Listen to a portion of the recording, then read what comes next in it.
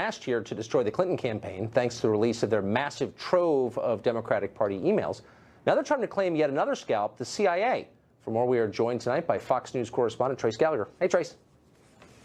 Hey, Tucker, unlike the Edward Snowden leaks back in 2013 that revealed the National Security Agency was in fact spying on average Americans, today's document dumped by WikiLeaks isn't about gathering info on Americans. It's about the tools and tactics being used by the Central Intelligence Agency to break into or circumvent various communication technologies. For example, experts who studied the leaked documents say the CIA, along with other U.S. and foreign agencies, found a way to hack into phones that use Google's Android technology, giving them the ability to collect voice and text message data from messaging apps like WhatsApp, Telegram, and Signal. Experts say it appears the CIA was able to hack devices prior to the encryption or secret code being applied.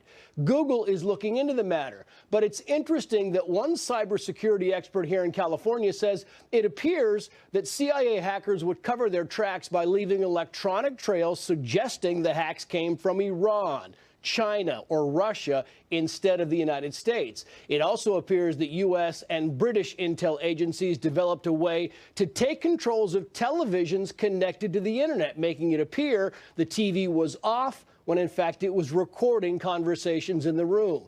WikiLeaks reportedly admits the documents came from within the CIA, and that is a problem. Listen. I just spoke to a former CIA officer who told me that this was really bad.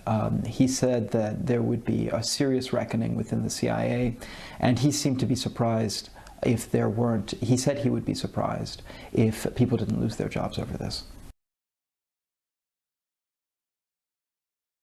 Fact that somebody broke the law and leaked information about a wiretap which involved an American citizen.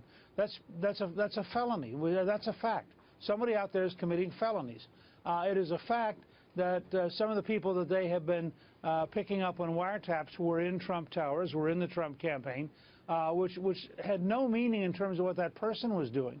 It is a fact that the New York Times and Washington Post, for example, grossly exaggerated, smeared Attorney General Sessions, committed what Mark Thiessen, the columnist, calls an act of McCarthyism and deliberately smearing him. And when you read what they charged him with, he had met with the Russian ambassador in his Senate offices. Well, it turned out so had Nancy Pelosi, so had Senator Claire McCaskill. I mean, you go down the list. It's an absurdity. So what you have is a left-wing news media still fighting against Trump, using every excuse, leaking whenever they can, and then piously saying, oh, gee, what's your evidence? And if you read the Times stories recently, they're all unnamed people. Sources say. And I think Trump supporters would agree with everything you just said, in fact. However, you've got, Senator McCain saying, listen, you can't just send it out in a tweet. Show us why you believe that. General Hayden, who's going to join us later in our program today, said, oh, you could have called the head of the FBI and asked him the question before making it public. Look, let me tell you how bad I think this is. And you can ask this of Mike Hayden, who's an old friend of mine and who will disagree with me deeply. 95% of all contributions from federal employees went to Hillary Clinton. 97% of all contributions at the Justice Department. 99% of all contributions at the State Department. You have institutions like the New York Times with columnists saying, please break the law and give us information you're not legally allowed to give us. Why wouldn't you, in that environment, have a pretty deep suspicion that some bad things are going on? You also have, by the way... I understand the logic you're trying to lay out here, but again, just show us what you've got. Well, Andy McCarthy, who was the prosecutor in the Justice Department for the World Trade Center bombing in 1993, convicted a whole series of terrorists, has worked on terrorism for over 20 years, wrote a very powerful column pointing out that if you ask yourself, first of all, why would the White House change the rules in January so literally unsubstantiated rumors could now be circulated in the intelligence community knowing that they will be leaked? That's a change in the Obama administration in January.